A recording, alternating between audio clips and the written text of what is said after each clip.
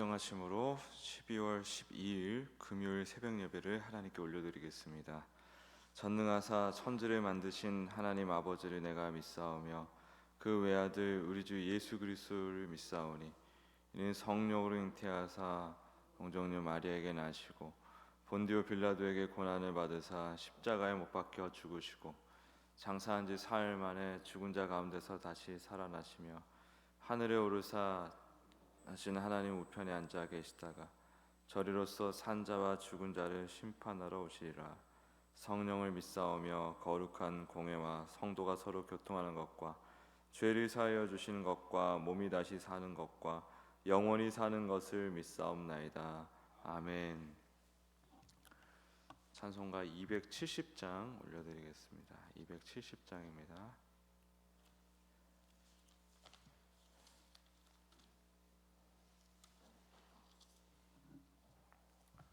찬송가 270장 우리 박수 치면서 같이 찬양하겠습니다. 편찮는 주님의 사랑과 거룩한 보혈의 공로를 우리 다 찬양을 합시다. 주님을 만나볼 때까지 예수는 우리를 깨끗게 하시는 주시니 그의 피 우리를 눈보다 더 이게 하셨네. 우리를 깨끗게 한 피는 무궁한 생명의 물일세. 생명의 구원을 받은 자 하나님 찬양을 합시다. 예수는 우리를 깨끗게 하시는 주시니 그의 피 우리를 눈보다 더 희게 하셨네. 주님의 거룩한 보혈을 날마다 입으로 간증해 담대히 싸우며 나가세. 전국에 들어갈 때까지 예수는 우리를 깨끗게 하시는 주시니 그의 피 우리를 눈보다 더 이게 하시네. 십자가 단단히 붙잡고 날마다 이기며 나가세. 머리에 면류관 쓰고서 주 앞에 찬양할 때까지 예수는 우리를 깨끗게 하시는 주시니 그의 피 우리를 눈보다 더 이게 하셨네. 아멘. 우리 시간 합심하여 기도하실 때 돌아오는 주일에 사역회 총회가 있습니다. 각 사역회 회장과 임원들이 잘 세워질 수 있도록 또 이것이 원망과 시비가 없길 원합니다. 모두가 하나님의 인도하심에 순종할 수 있도록. 또 돌아오는 주일 유초동부 행축 초청 주일입니다. 많은 친구들 와서 정착할 수 있도록 도와달라고 기도하기 원합니다. 우리 주여 한번 부르고 기도로 나가겠습니다. 주여, 주님 감사합니다. 은혜를 주심을 감사합니다. 주님 사역회 총회 가운데 함께하여 주시옵소서. 역사하여 주시옵소서. 주님 또 회장 임원들이 잘 세워질 수 있도록 도와주시옵소서. 주님 붙잡아 주시옵소서. 또 우리 돌아오는 주일 유초동부 행축 초청주일이 있습니다. 많은 친구들이 와서 함께 예배하고 아버지 우리 반석교회에서 예배하는 것이 그렇게 즐겁고 교제하는 것이 행복하여 아버지 우리 교회 잘 정착하고 또 예수님 만날 수 있도록 도와주시옵소서. 우리가 정말 기도하기 원합니다. 더 기도하고 아버지 믿음으로 나아갈 때 주께서 주님의 일하심을 우리에게 나타내 주시옵소서. 응답하여 주시옵소서. 모든 것이 하나님의 은혜 가운데 원망과 시비 없이 아버지 이해와 순종으로 나아가는 우리 모두 될 수 있도록 축복하여 주시옵소서. 하나님 감사합니다. 우리가 주님의 음성을 잘 귀 기울이기 원합니다. 주님께서 무언가를 말씀하실 때 그것을 온전히 이해하고 그것이 우리의 삶의 기준과 생각을 아득히 넘어서는 일이라 할지라도 하나님의 음성에 귀 기울여 주님을 신뢰하며 과감하게 주님을 따르는 우리가 될 수 있도록 축복해 주시옵소서. 감사드리며 예수님의 이름으로 기도드립니다. 아멘. 오늘 나눌 말씀 창세기 26장 1절에서 11절까지의 말씀입니다. 창세기 26장 1절에서 11절까지의 말씀입니다.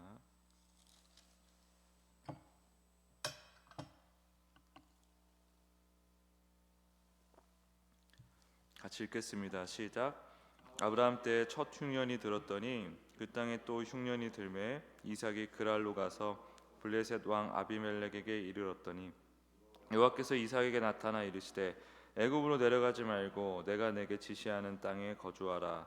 이 땅에 거류하면 내가 너와 함께 있어 내게 복을 주고 내가 이 모든 땅을 너와 내 자손에게 주리라. 내가 내 아버지 아브라함에게 맹세한 것을 이루어 내 자손을 하늘의 별과 같이 번성하게 하며 이 모든 땅을 내 자손에게 주리니 내 자손으로 말미암아 천하 만민이 복을 받으리라. 이는 아브라함이 내 말을 순종하고 내 명령과 내 계명과 내 율례와 내 법도를 지켰음이라 하시니라. 이삭이 그랄에 거주하였더니 그곳 사람들이 그의 아내에 대하여 물으매 그가 말하기를 그는 내 누이라 하였으니 리브가는 보기에 아리따움으로 그곳 백성이 리브가로 말미암아 자기를 죽일까 하여 그는 내 아내라 하기를 두려워함이었더라. 이삭이 거기 오래 거주하였더니 이삭이 그 아내 리브가를 꾀하는 것을 블레셋 왕 아비멜렉이 창으로 내다본지라. 이에 아비멜렉이 이삭을 불러 이르되 그가 분명히 네 아내거늘 어찌 내 누이라 하였느냐. 이삭이 그에게 대답하되 내 생각에 그로 말미암아 내가 죽게 될까 두려워하였음이로라. 아비멜렉이 이르되 네가 어찌 우리에게 이렇게 행하였느냐. 백성 중 하나가 내 아내와 동침할 뻔하였도다. 내가 죄를 우리에게 입혔으리라. 아비멜렉이 이에 모든 백성에게 명하여 이르되 이 사람이나 그의 아내를 범하는 자는 죽이리라 하였더라. 아멘. 오늘 이 말씀을 가지고 순종을 가르치시는 하나님, 순종을 가르치시는 하나님이란 제목으로 말씀 증거하기 원합니다. 아주 그 이전에 있었던 본문에서 성경 본문에서 유사한 내용이 지금 펼쳐지고 있습니다. 흉년이 닥쳤고 또 두려움에 애굽으로 가려다가 하나님께서 애굽으로 가지 말고 그랄에 머물러라 라고 하셔가지고 이삭이 그랄에 이제 머물고 있는 장면인 거죠. 우리가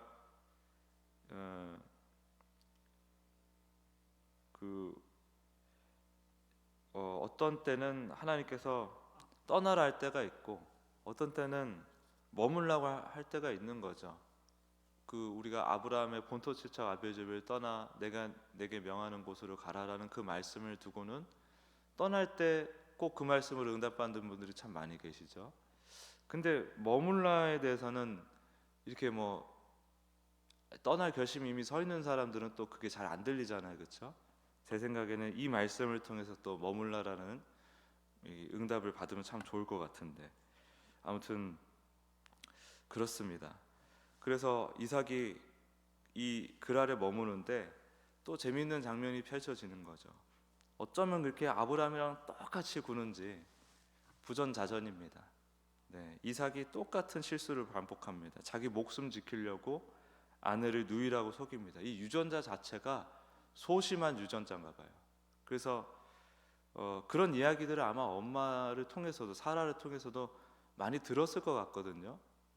사라가 지금까지 야 너를 어떻게 내가 만나게 됐고 네가 얼마나 귀한 거룩한 약속의 계보이며 자손이며 하는 것들을 얘기하면서 분명히 네 아버지가 나를 그렇게 팔아먹고 말이야 선불로 팔아먹고 후불로 팔아먹고 이런 얘기 다 했을 것 같아요. 그 얘기 다 들었던 이삭인데 어찌 이렇게 똑같이 또 자기 아내를 이렇게 누이라고 속이냐 이 말이에요. 아브라함의 인생을 거울처럼 비추는 것 같습니다. 성경이 이처럼 집요하게 인간의 연약함을 드러냅니다. 되풀이해서 계속 드러내는 거예요. 가문에 내려온 가문의 저주 같은 그런 미신을 말하려는 게 아니죠. 인간이 스스로 하나님 노릇하는 그 죄로 인하여 여전히 스스로를 구원할 수 없는 그 연약함, 스스로 변화할 수 없는 그 연약함을 보이고 있는 것입니다. 우리 인간은 스스로 안 돼요. 우리가 어떤 신용은 할 수 있습니다. 그런데 그렇지만 안 됩니다. 제가 농담처럼 항상 하는 얘기가 뭐냐면, 아무리 도가 높아 보여도 신앙의 연수가 30년, 40년이 아니라 300년, 400년이라 할지라도 그 속 뒤집는 걸 1분도 안 걸려요. 그게 우리 현실 아닙니까? 제가 목사로 앞으로 100년을 더 한다고 한들 그 운전하다가 또 소리 지를 거고 욕할 거고, 그 성질은 어디 안 간다는 겁니다. 인간이 그런 연약함이 있다는 거예요. 그 연약함은 우리 생각하는 것보다 훨씬 더 지배적입니다. 우리를 지배하고 우리를 이렇게 그 좌지우지하는 이 성정이라는 것은, 이 연약한 성정이라는 것은 훨씬 더 집요한 것이고 지배적이에요. 우리는 거기에 굉장히 큰 영향을 받는다는 것입니다.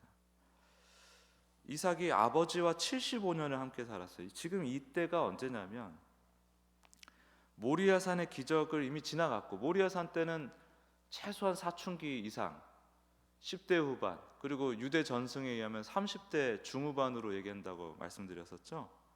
그러니까 벌써 그런 과정을 거치고, 또 사라를 통해서, 어머니 사라를 통해서 이런저런 얘기들 참 많이 들으면서 본인도 아브라함과 함께 살았던 세월이 75년이라고요.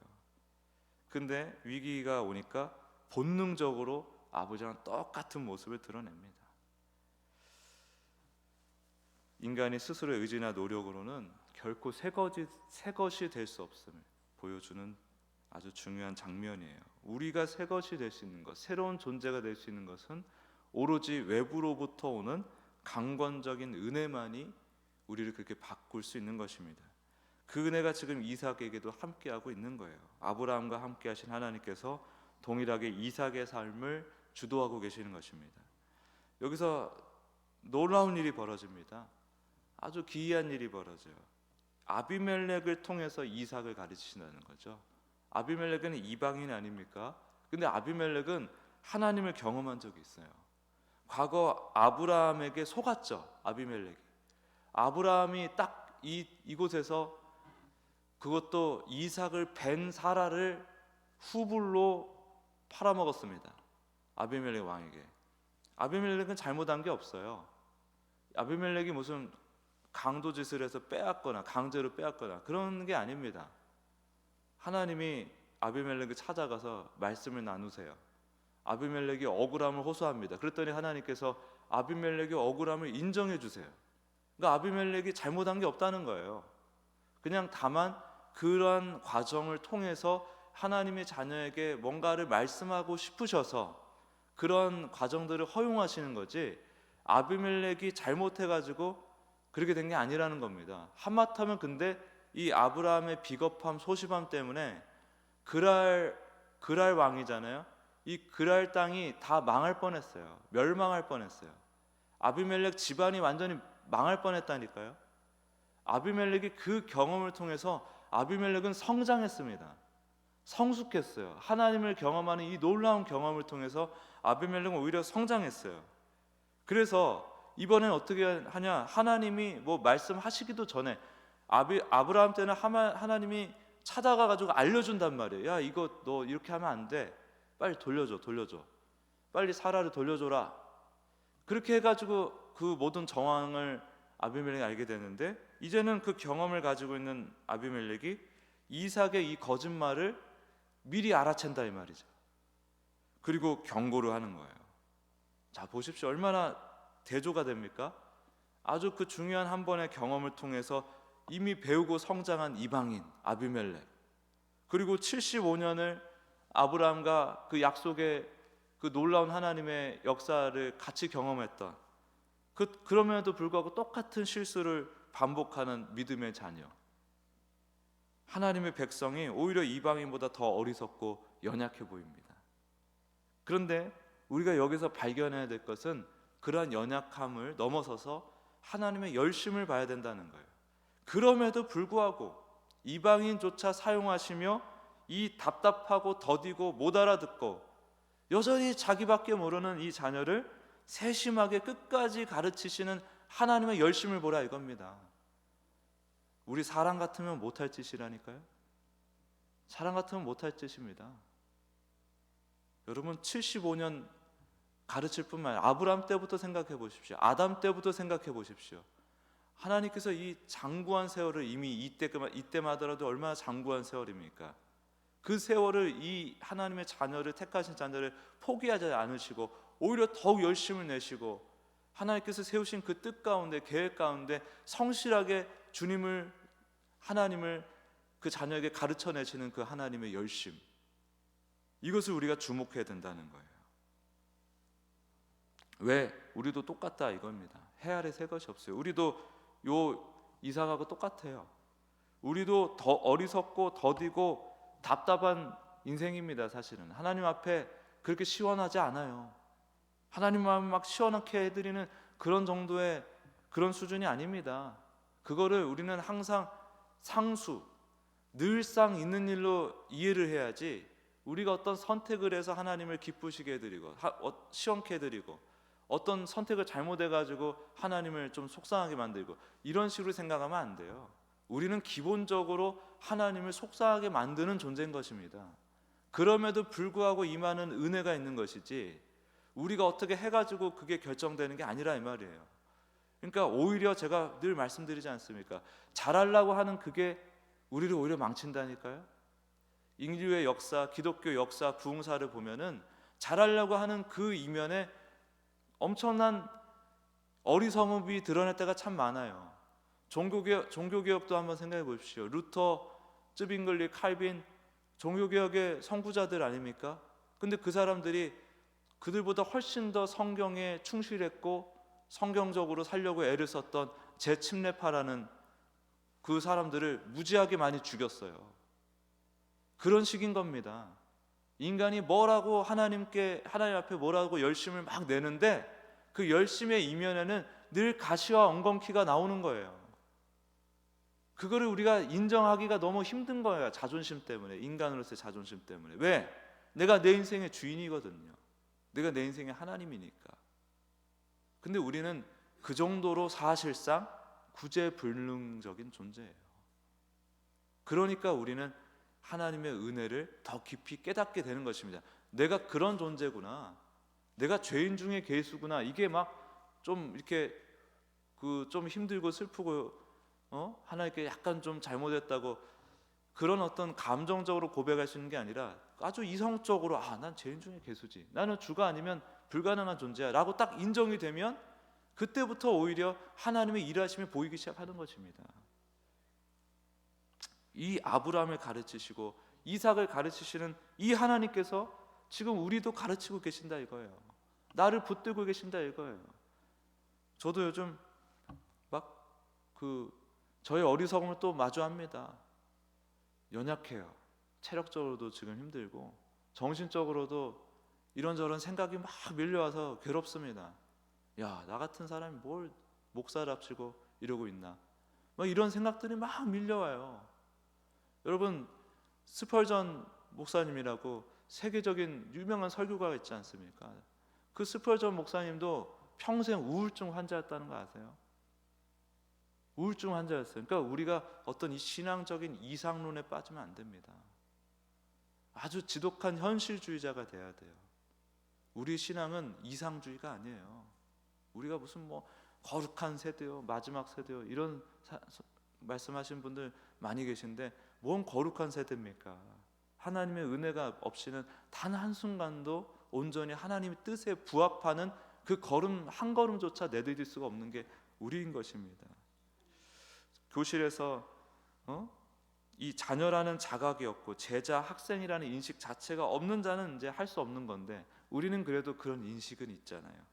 그러면은 이 정체성을 잘 깨닫고 있는 우리로서는 이걸 생각해야 돼. 선생님이 목이 터져라 가르쳐 주시는데 효율이 너무 떨어지는 거죠.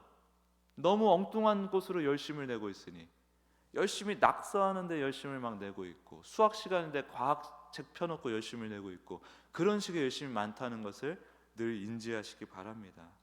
우리의 열심은 어디로 가야 되냐면 바로 이 순종이 최선의 삶이라는 것, 하나님의 말씀 그 자체에 열심을 내야 되는 거예요. 말씀을 통해 예수님을 만나는 것에 최고의 열심을 내는 것이지, 그 방향성의 열심을 내야 되는 것이지, 그냥 우리가 뭘 하면 하나님이 알아서 뭐 인정해 주시겠지, 챙겨 주시겠지, 그 열심이 우리를 망하게 하는 것입니다. 그래서 성전을 향한 너희의 열심이 너희를 도리어 삼키리라고 말씀하신 거예요, 예수님께서. 그래서 우리가 해야 될 건 한 가지밖에 없어요. 날마다 주님의 음성에 귀를 기울이게 해달라고, 또 그것을 깨닫게 해달라고 기도하는 것입니다. 그리고 순종하는 기쁨, 이삭이 떠나지 말아라는 말씀에 그냥 잘 순종을 했어요. 얼떨결에 한 거겠죠, 사실은. 근데 그것을 두고 하나님께서 얼마나 기뻐합니까? 그리고 그렇게 순종했더니 자기가 잘 되잖아요. 그러니까 순종하는 것이 얼마나 나에게 유익인가를 배워나가는 것입니다. 순종하는 기쁨을 배우고 누리며 살아가는 우리 모두가 되기를 예수님의 이름으로 간절히 축복합니다. 기도하겠습니다. 하나님, 우리는 참 답답하고 더디고 어리석고 말귀 못 알아듣고 가자고 하면 안 가고 하자고 하면 안 하고 하지 말라고 하는 것 열심히 하고 그럴 때가 참 많습니다. 우리가 주님을 위해서 내리는 어떤 결정들, 선택들을 보면은 사실상 이도저도 아닌 것들이 참 많습니다. 시원하게 따라가는 것도 아니고, 그렇다고 모두가 우리가 또 시원하게 또 그렇게 생각하는 것도 아니고, 이도저도 아닌 그런 순종이 얼마나 많습니까? 이도저도 아닌 순종이 얼마나 많습니까? 주님, 우리가 정말 주님의 마음에 말씀에 귀 기울이고 진짜 순종, 순수한 순종, 나의 모든 지각과 이성을 뛰어넘는 일이라 할지라도 그 예수님이 가자고 하면 순순히 따라 나서는 그 순종이 우리 인생의 가장 최고의 삶이고 최선의 삶이라는 것을 날마다 배워가는 지혜로운 우리 모든 성도님들 될 수 있도록 축복해 주시옵소서. 감사드리며 예수님의 이름으로 기도드립니다. 아멘.